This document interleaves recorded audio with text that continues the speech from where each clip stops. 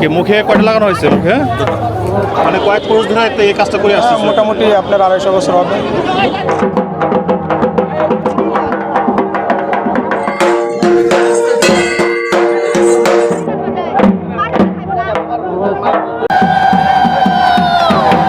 প্রিয় দর্শক, নতুন আরও একটি ভিডিওতে স্বাগত।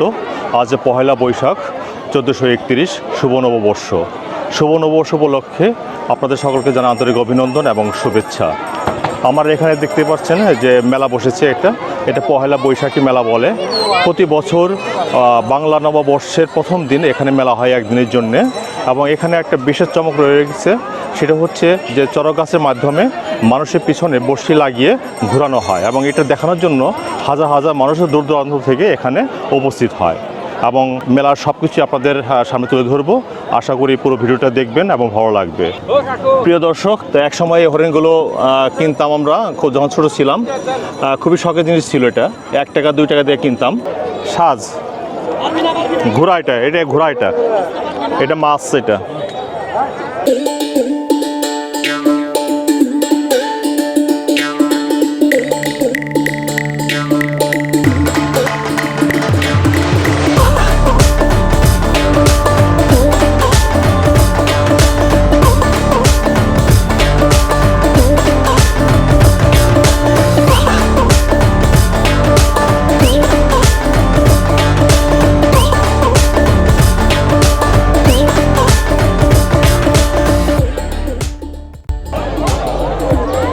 এটা হচ্ছে বিন্নি ধানের খই, যেগুলো সাধারণত পাওয়া যায় না, খুবই কম পাওয়া যায়, খুব রেয়ার এবং খাইতে খুব সুস্বাদু।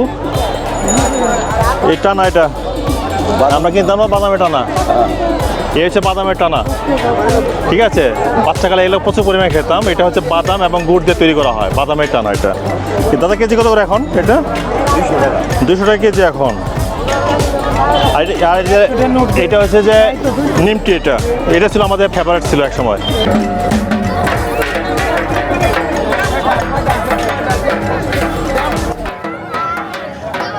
বাংলা বছরের শেষ দিন অর্থাৎ চৈত্র মাসের শেষ দিনকে বলা হয় চৈত্র সংক্রান্তি।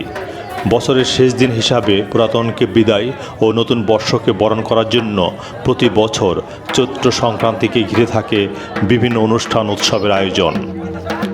আবহমান বাংলা চিরায়িত বিভিন্ন ঐতিহ্যকে ধারণ করে আসছে এই চৈত্র সংক্রান্তি।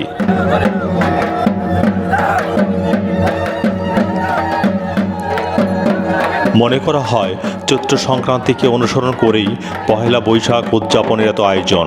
তাই চৈত্র সংক্রান্তি হচ্ছে বাঙালির আরেক বড় অসাম্প্রদায়িক উৎসব। একসময় বাংলায় প্রতিটি ঋতুরই সংক্রান্তির দিনটি উৎসবের আমেজে পালন করত বাঙালি। কালের বিবর্তনে হারিয়ে গেছে সে উৎসব। তবে আজও বাঙালি আগলে রেখেছে সংক্রান্তির দুটি উৎসবকে, একটি চৈত্র সংক্রান্তি এবং অপরটি পৌষ সংক্রান্তি। চৈত্রের শেষ আর বৈশাখের শুরু, বাঙালির সবচেয়ে জাঁকজমকপূর্ণ উৎসব পালিত হয় এই 2 দিনে। বাংলা বর্ষে সর্বাধিক উৎসবের সঙ্গে জড়িয়ে আছে চৈত্র সংক্রান্তির দিনটি। এছাড়াও চৈত্র সংক্রান্তি উপলক্ষে দেশের বিভিন্ন গ্রামগঞ্জে নানা ধরনের মেলা ও উৎসব হয়।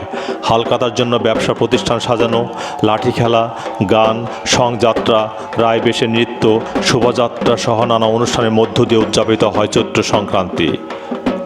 চৈত্র সংক্রান্তির প্রধান উৎসব চড়ক গাছ ঘোরানো। চড়ক গাজন উৎসবের একটি প্রধান অঙ্গ। একজন শিব ও একজন গৌরী সেজে নৃত্য করে এবং অন্য ভক্তরা নন্দী, ভিক্ষি, ভূত, প্রেত, দৈত্য, দানব সেজে শিব গৌরীর সঙ্গে নেচে চলে। চৈত্র সংক্রান্তির মাধ্যমে পুরনো বছরকে বিদায় জানিয়ে সফলতা ও সমৃদ্ধির প্রত্যাশায় দেখা দেবে নতুন ভোর। পুরনো বছরের সব জরাজীর্ণতা মুছে ফেলে বাঙালি মিলিত হয় পহেলা বৈশাখের সার্বজনীন উৎসবে।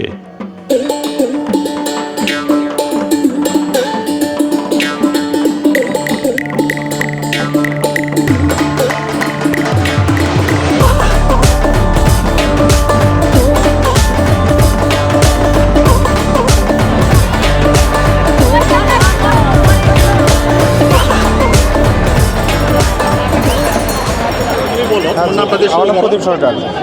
কত আমার বছর বাসা ধরে তুমি এই কাজটা করো? আমি 13 বছর এইবার। আচ্ছা। তুমি কার কাছ থেকে এটা শিক্ষা পেয়েছো এটা? আমার দাদু বা দাদুর বাবা তারাই শিক্ষা দিয়ে আসছে। তো আমার জ্যাঠা লাগে, তারা শিক্ষা দিয়েছে আমার আরেক জ্যাঠাকে। মানে কয়েক বছর ধরে এই কাজটা করে আসছো? মোটামুটি আপনার 250 বছর হবে। আচ্ছা। কারণ আমার হলো আমি না দেখি নাই আর কি, আর জন্য আমার বাবাও দেখে নাই যে আমার দাদুর যে বাবা পূজা করতো ওটাও কেউ দেখে না। আমার এটা বিদেশি অনেক পুরুষ, মানে মোটামুটি 7 পুরুষের কাছাকাছি আর কি, আচ্ছা আচ্ছা আচ্ছা। যেটা আমরা 7 পুরুষ বলা হয়। এই যে মানে চড়ক গাছের উপর ঘুরে নিয়ে পিছনে বসে লাগিয়ে নিয়ে এই যে তোমাকে ঘোরাচ্ছে, এতে কি কোনো ভয়টার কাজ করে কোনো? না, আসলে ওইভাবে কোনো একজাক্টলি ভয় কাজ করে না, কারণ অ্যাকচুয়ালি উপরে গেলে হয়তো উপরওয়ালার নামেই ঘুরতে হয়। প্রিয় দর্শক, আপনারা এখন দেখতে পাচ্ছেন এক ব্যক্তির পিঠের মধ্যে দুটি বড়শি ঢোকানো হবে এবং তান্ত্রিক ব্যক্তিরা তাদের পিঠের মধ্যে ম্যাসেজ করে দিয়েছেন এবং কিছু পাউডারের মতো মেখে দিয়েছেন, সেটা জানা নেই কি মেখেছেন, এবং দুই পাশে দুটো সিঁদুরের ফোঁটা দিলেন এবং দুটো পয়েন্ট তারা নির্ধারণ করলেন। এই পয়েন্টের মধ্য দিয়েই বড়শি ঢোকানো হবে আর কি। আপনারা দেখতে থাকুন যে কিভাবে আসলে বড়শি ঢোকানো হয়। দেখেন বড় মোটা একদম বড়শি, ফালা কাটা একদম, এবং এখন ঢোকানো দেওয়া হচ্ছে।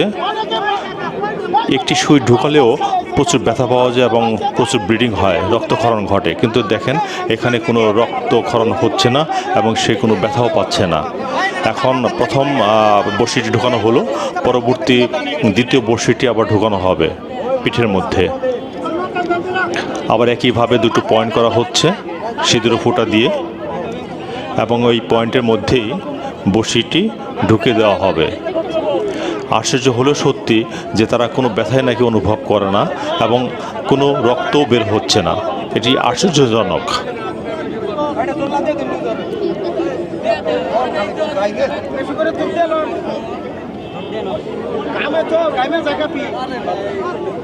তারা বড়শি ঢোকানোর জন্য প্রস্তুতি নিচ্ছেন। এই তো বড়শিটা ঢুকিয়ে দিচ্ছে এখন দুই ব্যক্তি। বড়শিটি ঢুকানো হয়ে গেল, দেখতে পাচ্ছেন এখন সে উঠে দাঁড়াচ্ছে। এখন ঠিক স্বাভাবিক মানুষের মতোই সে উঠে দাঁড়াচ্ছে, অথচ এত বড় দুটো বড়শি তার পিঠের মধ্যে ঢোকানোর পরেও সে কোনো ব্যথা অনুভব করতেছে না, একদম স্বাভাবিক, একদম তার চালচলন স্বাভাবিক। 3 নম্বর ব্যক্তিও ঠিক একইভাবে বড়শি ঢোকানো হবে।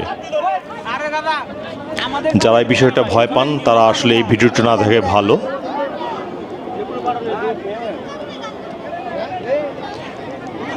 তার পিঠে ম্যাসেজ করে দেওয়া হচ্ছে, এক ধরনের পাউডার প্রথমে মেখে দেওয়া হয়েছে, তারপরে ম্যাসেজ করা হচ্ছে, বড়শিটা ঢোকানোর জন্যে প্রিপারেশন নেওয়া হচ্ছে।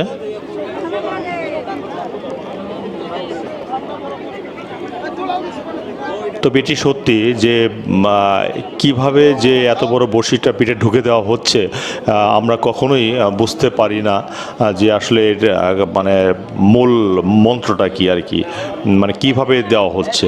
একজন ডক্টরও যদি কোনো কিছু বডিতে মানে একটু কাটাছেটা করেন না, তাহলে তাকে অ্যানেস্থেসিয়া দেওয়া হয়, লোকাল অ্যানেস্থেসিয়ার মাধ্যমে তার কাজটা করা হয়, অথচ এখানে কোনো অ্যানেস্থেসিয়ার কোনো ব্যবস্থা করা হয়নি। আবারও 2টি পয়েন্ট করা হবে, সিঁদুর দিয়ে 2টি পয়েন্ট করা হচ্ছে এখানে।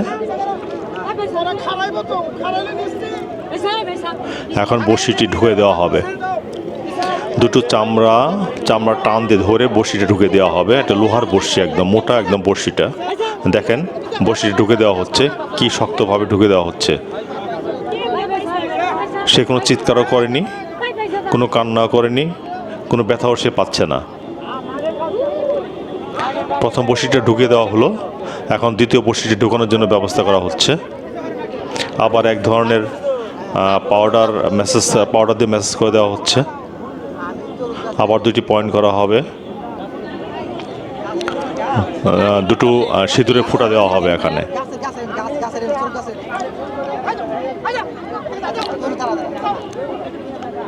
প্রথম বড়শিটি ঢুকে দেওয়া হয়ে গেছে, এখন সেকেন্ড বড়শিটি ঢুকা দেওয়া হবে।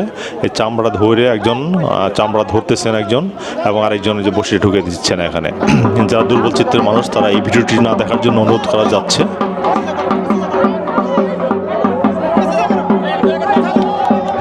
সে স্বাভাবিকভাবেই আবার উঠে দাঁড়ালো। সে কোনো ব্যথাও পাচ্ছে না এবং কোনো ব্লিডিংও হচ্ছে না, কোনো রক্ত খরানো হচ্ছে না। এখন কাজ ঘোরানো হবে।